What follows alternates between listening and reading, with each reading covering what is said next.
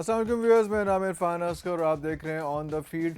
और हालात बिल्कुल भी अच्छे नहीं हैं। जो T20 सीरीज़ हमें जीत जानी चाहिए थी, हमने बड़े आराम से प्लेट में रख के जो है वो उनको दे दी है। वो एक किस्म का, मैं तो ये कहूँगा कि हम वो T20 सीरीज़ हार गए हैं, क्योंकि ये T20 सीरीज़ जब शुरू हुई थी तो बड़े अच्छे तरीके से, बड़े ज़बरदस्त तरीके से हम लेके चल रहे थे। लेकिन उसके बाद अचानक ही क्या हुआ कि बिल्कुल ही हमने नोज़ डाइव कर ली और वो अच्छी भली जीतती हुई सीरीज़ जो है वो हमने ड्रॉ करा ली। मैं तो उसको कहूँगा कि ये सीरीज़ जो है हम हार गए हैं। इसी बात के लिए, इसी सिचुएशन के लिए, इन्हीं बातों के लिए हमने आज मदऊ किया है मिर्ज़ा इकबाल बेग साहब को, और उनके पास चलते हैं और उनसे पूछते हैं कि जनाब क्या सूरत हाल है, क्या हुआ, what went wrong in T20 series. देखिए, T20 सीरीज में खुद एतमादी पाकिस्तानी क्रिकेट टीम को ले डूबी, और फिर पाकिस्तान का जो कॉम्बिनेशन था, उस कॉम्बिनेशन के हवाले से कि आप होम सीरीज खेल रहे हैं, आपके पास इतने चॉइसेस हैं, उसके बावजूद आप अपने उन प्लेयर्स को जिन्होंने अच्छा परफॉर्म किया, मैं एहसानुल्लाह की एग्जांपल दूंगा कि लाहौर की विकेट पर जो 3 T20 हुए, वहां एहसानुल्लाह आइडियल था, लेकिन आपने एहसानुल्लाह को नहीं खिलाया। आप अपने डिफरेंट कॉम्बिनेशंस को आजमाते रहे, और फिर शादाब खान की जो बॉलिंग परफॉर्मेंस थी वो भी इतनी इफेक्टिव नहीं रही, जिससे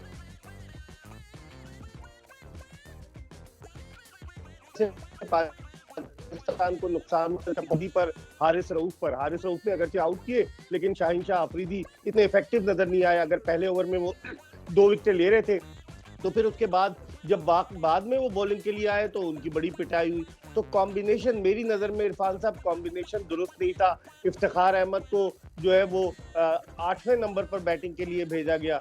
आप अंदाजा लगाएं कि इफ्तिखार अहमद 8वें नंबर के प्लेयर जो तीसरे T20 में, तो जिस तरह का कॉम्बिनेशन हमारे थे, आपने बहुत ज्यादा ऑलराउंडर्स खिला लिए। आप शादाब खान को भी ऑलराउंडर, वसीम को भी ऑलराउंडर समझते, आप फहीम अशरफ भी ऑलराउंडर हैं, तो इतने सारे ऑलराउंडर्स खिलाकर वो टीम का कॉम्बिनेशन वो बन नहीं पाया जो बनना चाहिए था। लेकिन मैं ये भी देख रहा हूँ यहाँ पे सूरत हाल जो बनती हुई है कि कैप्टन कहाँ है, कैप्टन नज़र क्यों नहीं आया, वो सूरत हाल क्यों नहीं बन रही।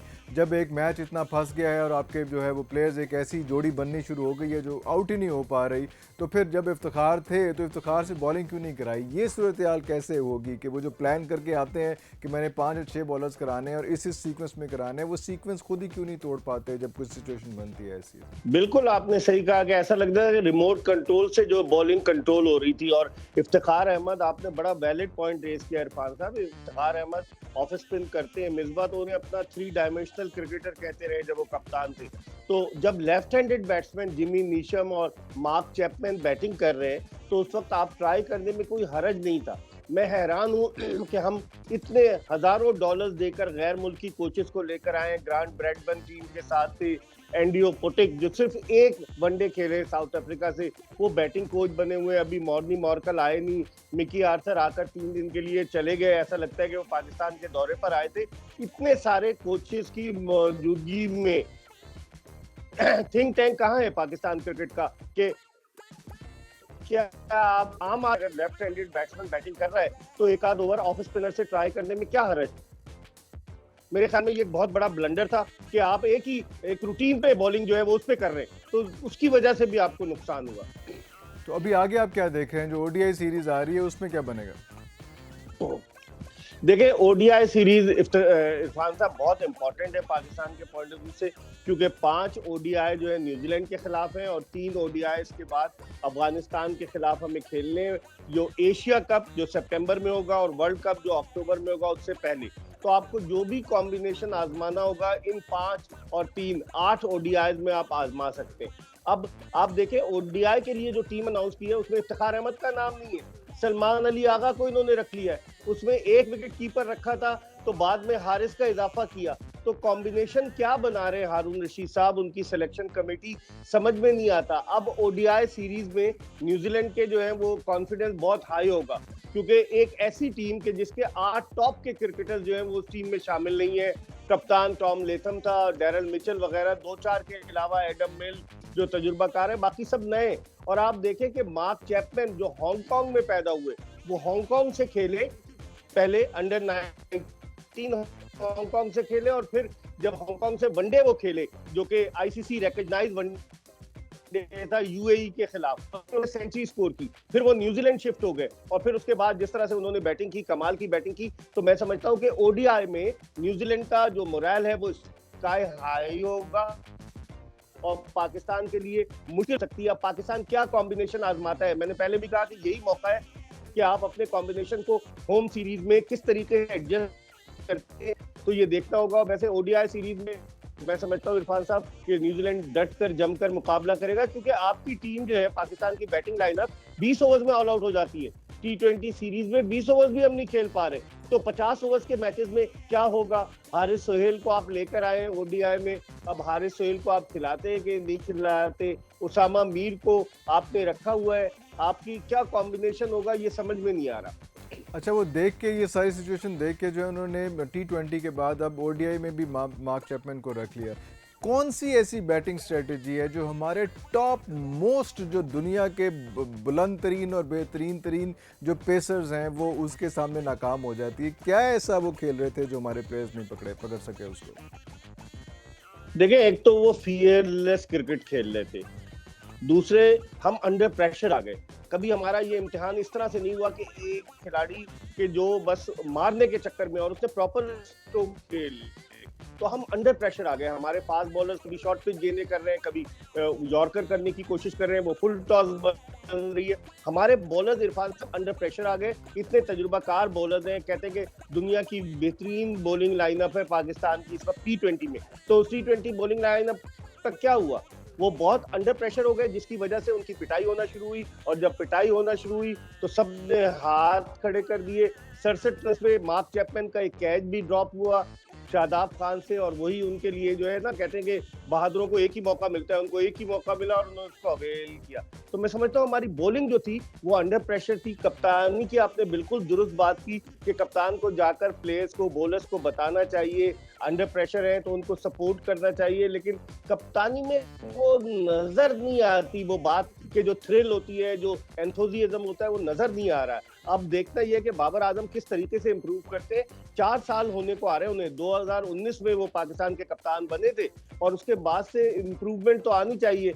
हम सब उन्हें सपोर्ट करते रहे कि भाई कप्तान बार बार तब्दीली होना चाहिए या बाबर आजम से कंटिन्यू करना चाहिए, लेकिन रिजल्ट्स देखे ना आप उनके, कि ऑस्ट्रेलिया के खिलाफ होम सीरीज हार गए, न्यूजीलैंड से सीरीज बराबर की, न्यूजीलैंड के खिलाफ वनडे सीरीज हार गए, ऑस्ट्रेलिया के वो इंग्लैंड के खिलाफ टी20 सीरीज हार गए, कप के फाइनल गए, फिर वर्ल्ड टी20 के सेमीफाइनल में हारे, फिर वर्ल्ड टी20 के फाइनल में हारे। तो मेरी समझ में नहीं आता कि आखिर क्या वजह, हम क्यों चोक कर जाते हैं। बाबर आजम को भी सोचना पड़ेगा और स्ट्रेटेजी प्लान करने वालों को भी सोचना पड़ेगा कि पाकिस्तान क्रिकेट बोर्ड किस तरह की स्ट्रेटेजी जो है वो प्लान कर रहा है। कप्तान जो है वो तो एक सिपा सालार होता है, फ्रंट से लीड करता है। नो डाउट बाबर आजम इस वक्त दुनिया के चंद बेहतरीन बैट्समैनों में से एक है, रन्स भी स्कोर कर रहे हैं, लेकिन कप्तानी में कहीं ना कहीं इरफान साहब मुझे कोई खला नजर आता है।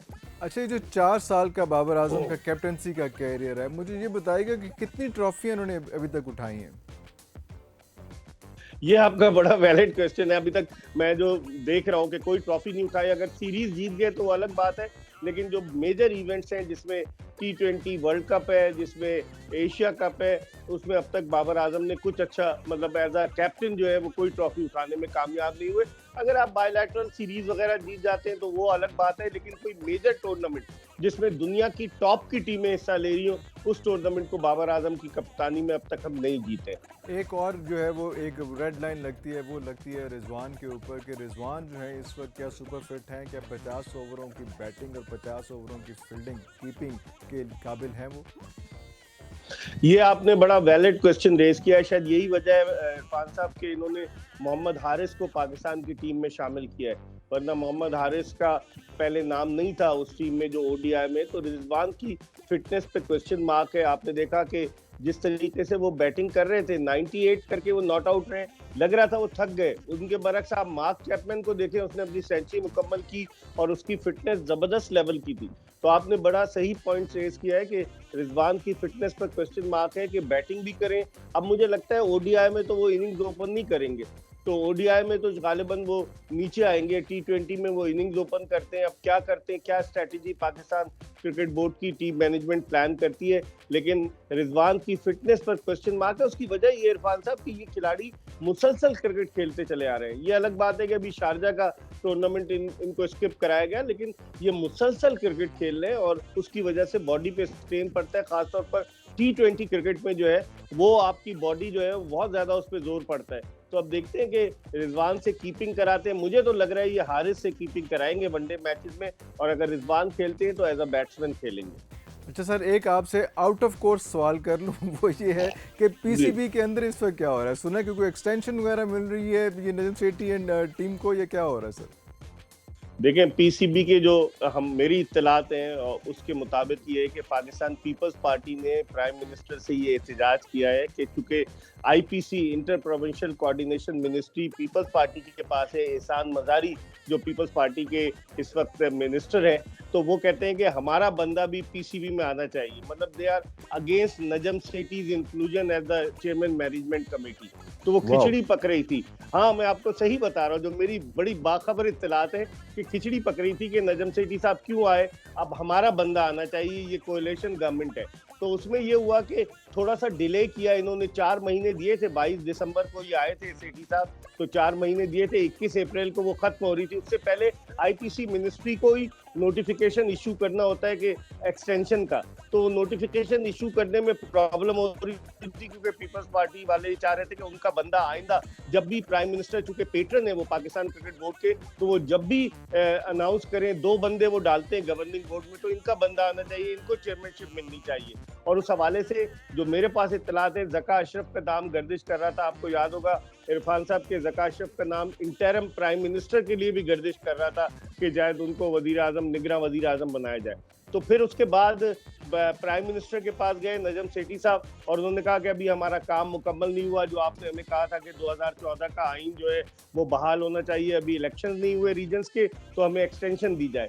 पहले आपने देखा होगा 2 हफ्ते की एक्सटेंशन मिली। फिर उसके बाद जब ज्यादा जोर लगाया, क्योंकि 2 हफ्ते में तो नामुमकिन था, क्योंकि 4 महीने तो ये अपनी इंटरनल पॉलिटिक्स पे लगे रहे, अपॉइंटमेंट। अब आप मुझे बताएं कि इनका काम है कि अपॉइंट करना गैर मुल्की कोचेस का अपॉइंटमेंट या दीगर चीजें। तो फिर हुआ ये कि इनको 2 हफ्ते की 2 महीने की एक्सटेंशन मिली है। तो अब 2 महीने के बाद क्या होगा? रीजन्स के इलेक्शंस होने, उनमें बहुत घपले, लोग बड़े एहतजाज कर रहे हैं, लोग सोशल मीडिया पे बहुत बातें कर रहे हैं कि क्लबों में हेर फेर की गई है। और दिलचस्प बात ये है इरफान साहब कि अगर आपने 13 रुकनी मैनेजमेंट कमेटी बनाई है, तो उस मैनेजमेंट कमेटी के अरकान को ये टास्क सौंपा गया था कि आप इलेक्शन कराएं। वो खुद इलेक्शन लड़ रहे हैं। आप इस्लामाबाद में देखें शकील शेख साहब, आप देखें पेशावर में गुलजादा साहब, और लाड़काना रीजन में तनवीर अहमद साहब, ये तीनों जो है ये पीसीबी की जो इंटरिम मैनेजमेंट कमेटी है उसके रुकन है। तो ये इलेक्शन भी लड़ रहे हैं। तो यहाँ कॉन्फ्लिक्ट ऑफ इंटरेस्ट आ जाता है। लोग बड़ा एतराज कर रहे हैं, लेकिन लोग कहते हैं कि पीसीबी ने चूंकि कवानीन नहीं तब्दील किए, उन्होंने कहा लड़ने दो। तो मादर पिदर आजाद है। पीसीबी इस वक्त अंडर प्रेशर है कि इलेक्शन हो जाए, इलेक्शन होकर फिर गवर्निंग बोर्ड आए और सेठी साहब का नाम प्राइम मिनिस्टर ऑफिस से जाए। सेठी साहब जो है अपनी एक और इनिंग्स खेलने की मुकम्मल तैयारी कर चुके हैं। उनके दस्ते रास लोग जो है वो तैयार हैं, अपॉइंटमेंट हो रहे हैं। आप अंदाजा लगाएं कि एक टेलीविजन चैनल का रिपोर्टर, जो बड़ा मशहूर चैनल है, उसके रिपोर्टर को रावलपिंडी रीजन का हेड कोच बना दिया। तो भाई या तो वो रिपोर्टिंग करे या कोचिंग करे, एक काम करे। फिर उसी रिपोर्टर के एक भाई को एबटाबाद रीजन में लगाने के चक्कर में और जगह भी बेशुमार धांधलियां हो रही है। लोग अदालतों से रुजू कर रहे हैं। नजम सेठी साहब की नाक के नीचे ये हो रहा है। उन्हें सोचना पड़ेगा कि आखिर वो इतनी पहले भी उनके साथ जो हुआ है कि जब 2018 में इमरान खान वजीर आजम बने तो उन्हें यक जुम्बिश कलम जो है उनको हटा दिया गया था। तो अब इस दफा वो आए तो डेफिनेटली दूध का जला छाछ फूक फूक कर पीता है, लेकिन बजाय इसके कि मामला दुरुस्त समत में जाए, मामला किसी और तरफ जाना शुरू हो गए।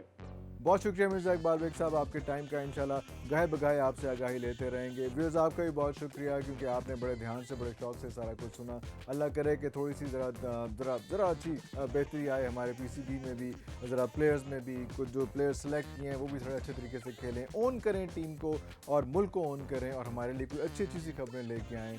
और अगले प्रोग्राम तक ले इजाज़त देते हैं। पाकिस्तान जिंदाबाद।